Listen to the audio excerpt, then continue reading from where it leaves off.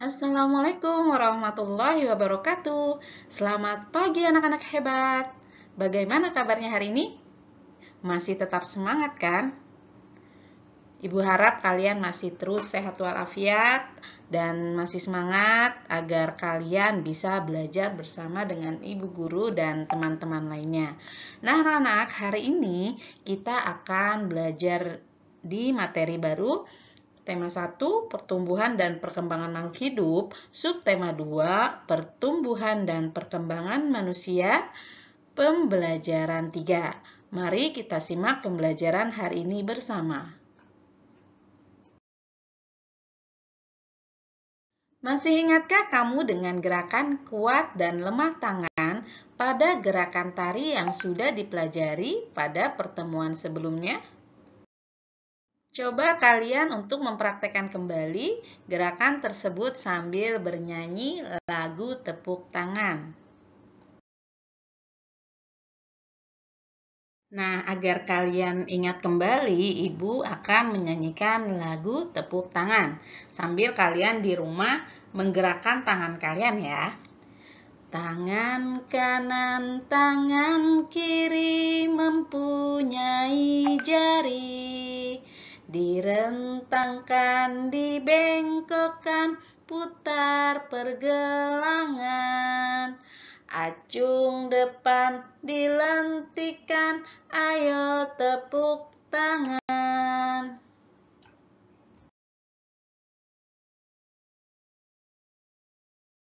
Bagaimana perasaanmu saat menari? Dapatkah kamu mengikuti semua gerakan sesuai contoh yang diberikan? Berlatihlah dengan tekun agar kamu dapat menari dengan baik.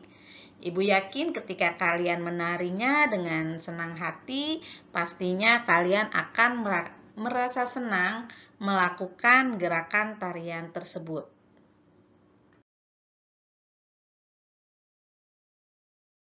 Dapatkah kamu membuat contoh gerakan tangan yang kuat dan lemah pada sebuah tarian?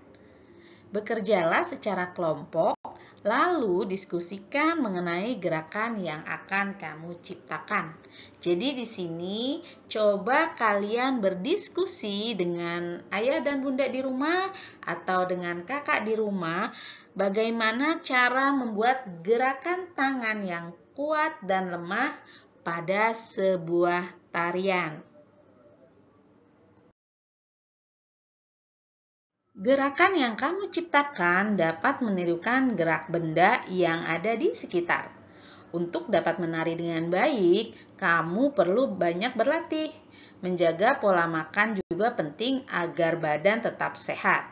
Dengan badan yang sehat, kamu dapat melakukan gerakan tari dengan baik.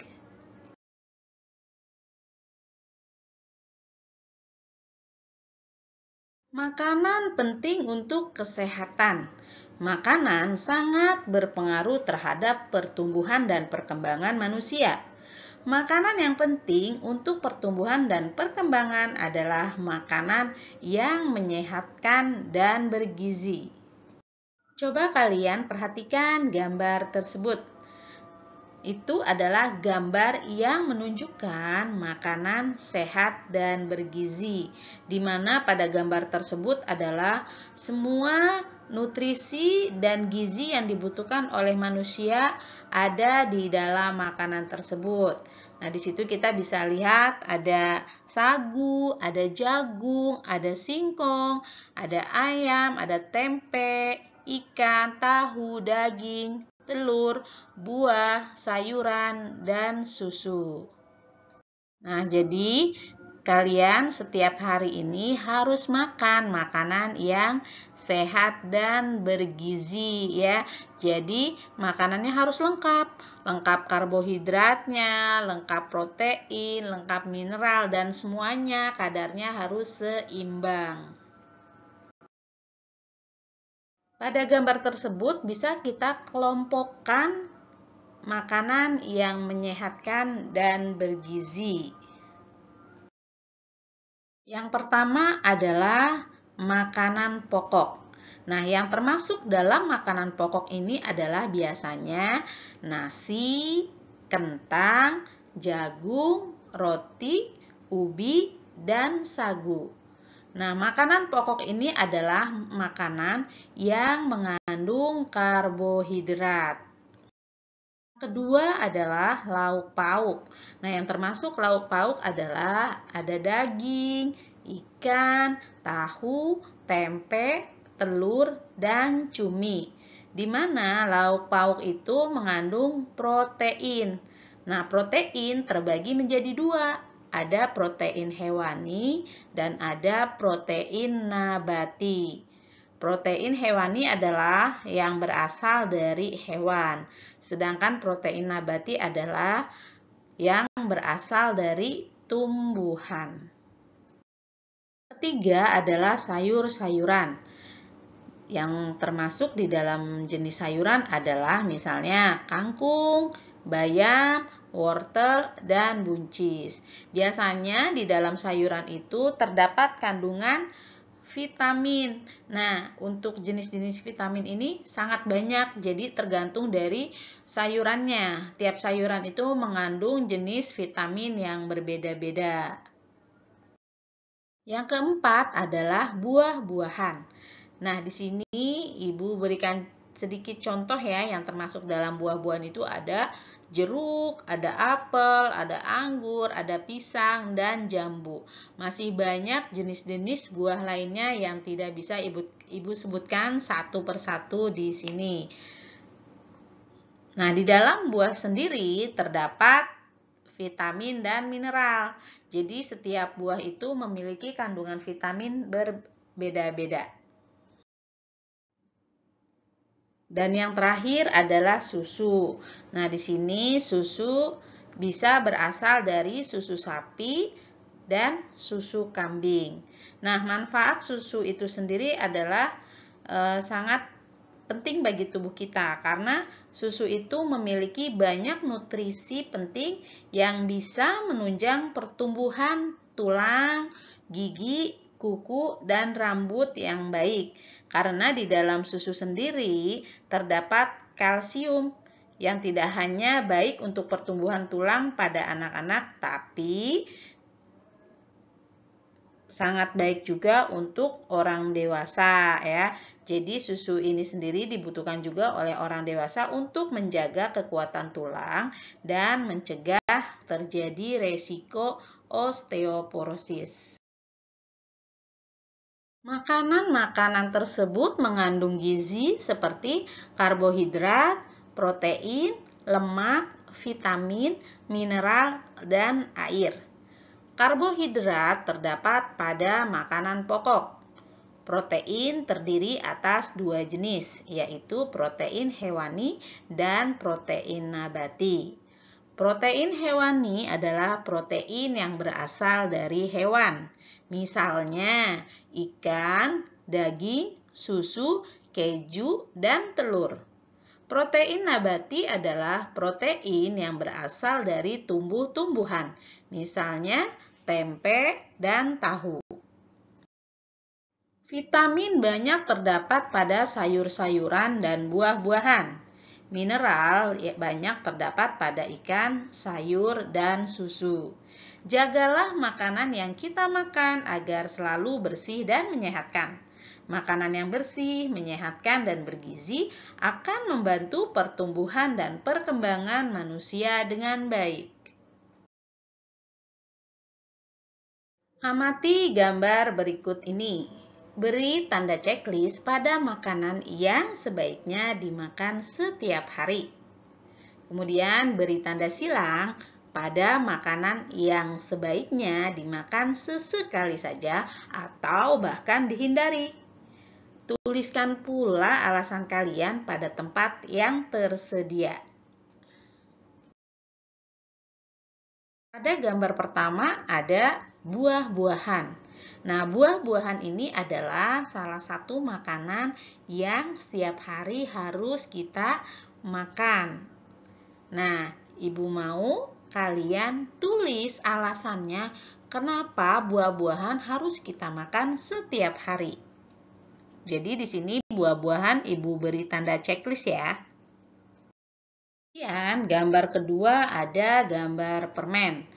Nah, menurut kalian kira-kira permen itu baik nggak untuk kesehatan? Nah, karena permen itu memang mengandung gula yang tinggi, jadi tidak disarankan makan permen itu setiap hari. Malah kalau bisa, kita harus menghindari makan permen. Nah, sekarang Ibu mau kalian tulis alasannya kenapa kita tidak boleh makan permen. Jadi di sini permen ini Ibu beri tanda silang ya. Kemudian gambar ketiga adalah gambar es krim. Nah, es krim ini sendiri tidak dianjurkan untuk dimakan setiap hari. Silakan kalian tulis alasannya mengapa es krim tidak boleh dimakan setiap hari. Kita lihat gambar selanjutnya adalah gambar coklat. Nah, ini biasanya menjadi makanan favorit untuk kalian ya. Tapi di sini makan coklat ini tidak disarankan untuk dimakan setiap hari. Kenapa? Silakan kalian mencari informasi alasan kenapa coklat tidak boleh dimakan setiap hari. Jadi di sini coklat Ibu beri tanda silang ya. Gambar selanjutnya adalah gambar susu. Nah, susu ini adalah salah satu minuman yang dianjurkan memang harus diminum setiap hari untuk kalian yang usianya masih anak-anak karena memang banyak manfaatnya. Nah, silahkan kalian tulis alasannya. Kenapa susu itu harus kita minum setiap hari? Jadi di sini gambar susu Ibu beri tanda checklist. Gambar yang terakhir adalah gambar lauk pauk. Nah, lauk pauk ini adalah memang makanan yang kita butuhkan ya. Jadi di sini lauk pauk kita harus makan setiap hari. Nah, sekarang Ibu minta kalian tuliskan alasannya mengapa lauk pauk itu kita makan setiap hari. Buah-buahan dapat kita temui dengan mudah di pasar atau penjual buah di sekitar kita. Banyak petani melakukan perkembangbiakan buatan untuk buah-buahan. Hal tersebut dilakukan agar dapat menghasilkan buah yang banyak dalam waktu yang singkat. Melalui kegiatan perkembangbiakan buatan, petani bisa menghasilkan ribuan buah dalam masa panen. Melalui kegiatan pencangkokan, sebuah perkebunan jeruk dapat menghasilkan 3.400 buah dalam sekali panen. Bayangkan jika suatu perkebunan dapat menghasilkan 3.400 buah dalam satu kali panen. Berapa jumlah buah yang akan dihasilkan dalam 2 kali panen? Dari pertanyaan di atas, kita bisa menjawab pertanyaan tersebut. Caranya, karena di sini satu kebun menghasilkan 3.400 buah dalam satu kali panen. Jika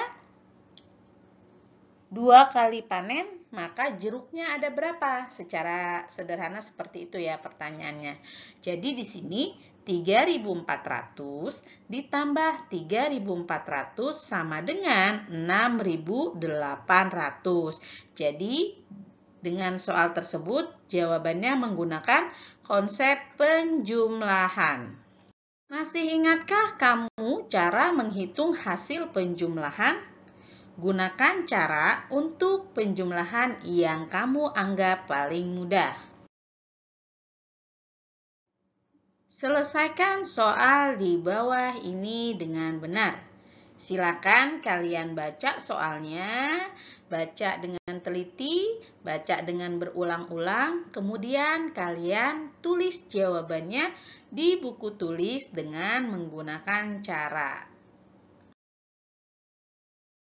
Oke anak-anak, sampai di sini dulu pembelajaran kita hari ini. Semoga pembelajaran hari ini bisa diterima dengan baik, bisa kalian pahami dengan baik, dan bisa bermanfaat untuk kita semua. Jangan lupa untuk selalu mengulang-ulang pelajaran yang sudah didapat, agar kalian selalu ingat akan ilmu yang sudah kalian dapat. Oke, terima kasih. Sampai bertemu lagi di pembelajaran selanjutnya. Assalamualaikum warahmatullahi wabarakatuh.